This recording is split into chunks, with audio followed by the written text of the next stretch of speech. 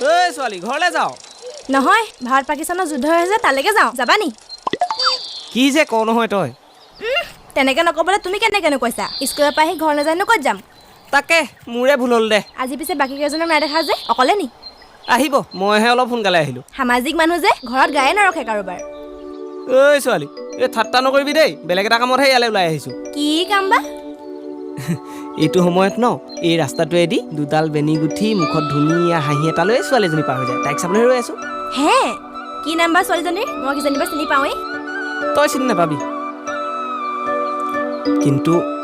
বৰ মৰম লগাও ছোৱালীজনী সিদিনা বাইকৰ চাবি মানে